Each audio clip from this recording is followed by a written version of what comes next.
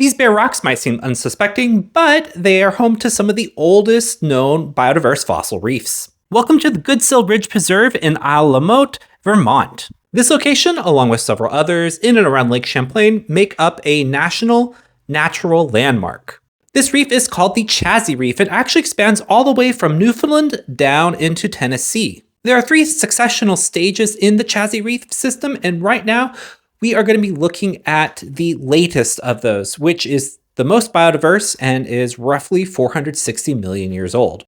This site is free to visit, but keep in mind there is no fossil collecting here. This is a national landmark after all.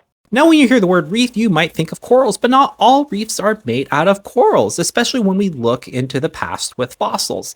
Reefs have been made out of oysters, out of photosynthetic bacteria called stromatolites, and also sponges. The Chazy Reef is actually one of these reefs that are made out of sponges. This is called a stromatoporoid, not to be confused with a stromatolite that looks pretty similar in section.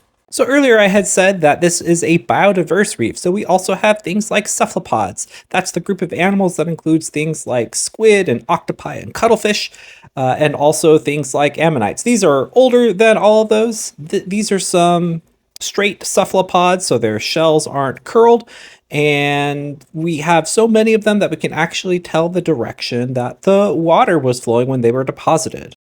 We also get crinoids. Here we're going to zoom up onto a columnal, or the stem of a sea lily. And we also get things like snails, although those can be a little hard to tell from the curled cephalopods. There are some sections of rock where you get a lot of them. And here we have some sponges. These aren't stromatoporoids, though.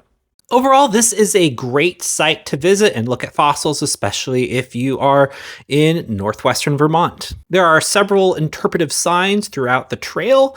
The numbering on the trail is a little off, but you don't need to visit all the stops in order to make sense of what is there. Up next, I'll be talking about the Fisk Quarry, which is also on Isle La Motte, and it's a little bit older. Talk to you later.